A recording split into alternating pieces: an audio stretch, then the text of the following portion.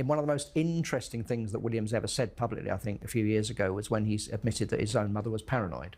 Yeah. I don't think people picked up enough on that. You know, clearly William realised that she was paranoid and she did have problems, and she brought some of her problems on herself. And that was all kind of forgotten when she died because, we were all so shocked by her. Shame on William, the son admits. Prince William showed them the way by calling his own mother paranoid. Now it's the only play they have left, and they're calling Harry paranoid too, even though the palace leaks are blatant for all of us to see. In one of the most shocking things William has ever said publicly, a few years ago, he admitted that his own mother was paranoid. That single word exploded like a grenade, cutting through royal history and burning into the memory of all who remember the late Princess Diana. To hear her son, the boy who once walked behind her coffin, stand before the world and brand her paranoid was not just careless, it was cruel. And now, the same word is being weaponized against his brother Harry. William showed the palace how to play this game. By giving them Diana as paranoid, he opened the door for them to paint Harry the same way. And the establishment is walking right through that door, smearing him as unstable, exaggerating his honesty into madness, and turning his warnings into weakness. But the truth is clear. Diana was not paranoid. She was right. She was hounded, stalked, betrayed, and silenced. And Harry is not paranoid either. The leaks, the whispers, the smears are plain for the world to see. What's tragic is that instead of defending them, William has stood aside, leaving his mother's memory and his brother's reputation in the dust. What makes this betrayal sting even more is how much Diana suffered when the same label was thrown at her. In the 1990s, when she dared to speak out about the coldness of the institution, when she exposed affairs, when she admitted her pain, she was instantly branded as paranoid. The palace briefed against her, the press painted her as unstable, and the public was encouraged to doubt her. Yet, time has proven that Diana was telling the truth. Her phones were tapped. She was followed. She was lied to. She was betrayed in her marriage and betrayed by the firm. She wasn't imagining it. She was living it. To call her paranoid was to dismiss her reality, to gaslight her until she seemed like the problem instead of the victim. For William, of all people, to repeat that same language years later is not just insensitive, it is unforgivable. And now history repeats itself. Harry, like his mother before him, has spoken out. He has called out the toxic culture, the lies, and the bullying. He has admitted his pain, his fear, his frustrations. And instead of listening, instead of protecting him, the palace has reached for the same tired trick. They call him paranoid. They say he imagines the leaks, that he exaggerates the hostility, that he plays the victim. And just as with Diana, time has already shown Harry is telling the truth. The palace leaks are undeniable. Staffers have spoken, emails have surfaced, stories have matched too neatly to be coincidences. But the smear is easy. Harry is paranoid. And where did they learn this tactic? From William himself, who showed them the way when he labelled his own mother. This is the heart of the tragedy. William, who should have been the first to defend both Diana and Harry, has become the palace's greatest shield.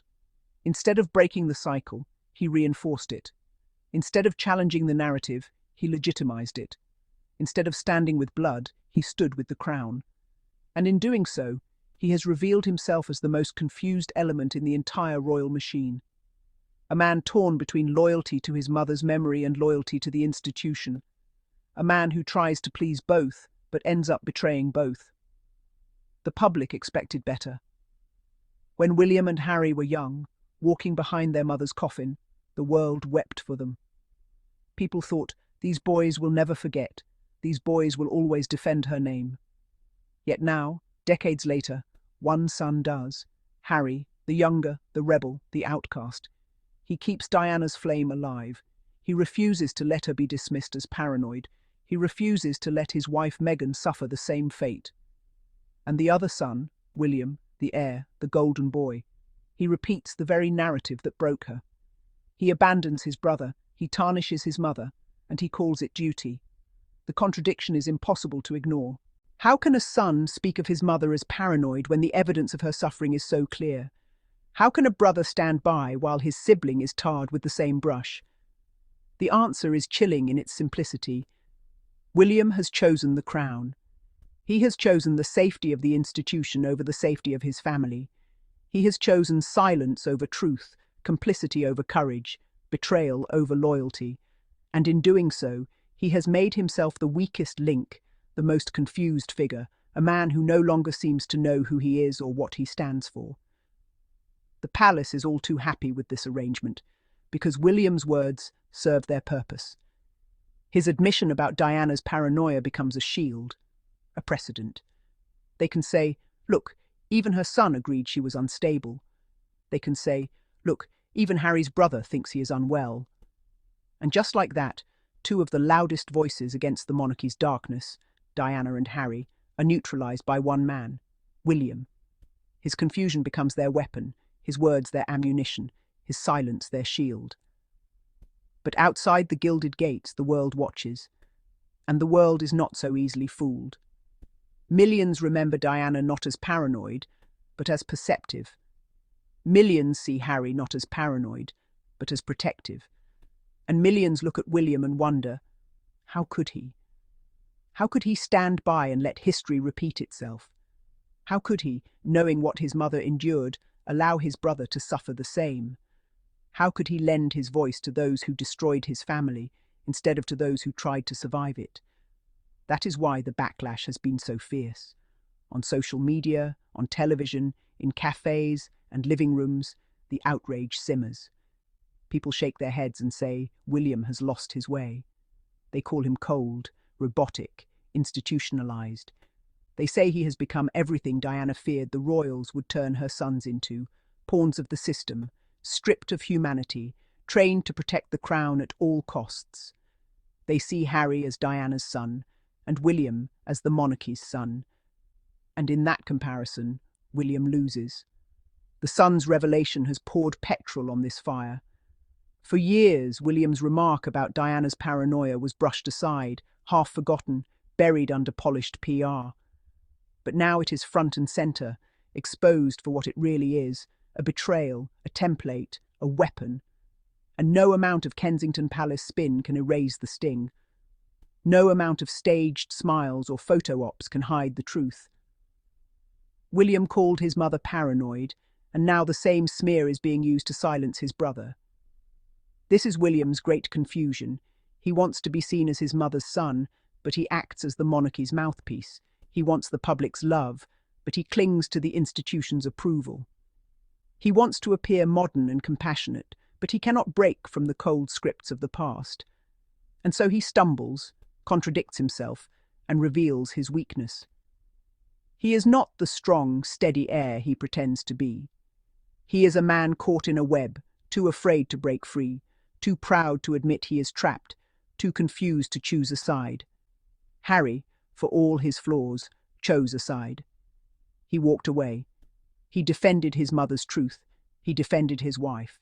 He exposed the leaks, the racism, the cruelty, and he pays the price. Exile, ridicule, smear campaigns. But at least he knows who he is. At least he stands for something. At least he has clarity. William, meanwhile, has everything: the crown, the title, the palaces, and yet nothing. No clarity, no loyalty, no courage, just confusion, silence, and betrayal. And in the long run, history will not be kind. History remembers the truth-tellers, not the silencers. History honors the brave, not the complicit. History forgives flaws, but not betrayal. And William, by calling his mother paranoid and allowing his brother to be smeared the same way, has written his own chapter, a chapter of confusion, of weakness, of choosing the crown over blood, a chapter that will follow him forever, no matter how bright the crown upon his head may shine. To all my curious Sussex family, thank you all for watching, and do not forget to subscribe, like and put a comment. Bye-bye. See you then in our next episode.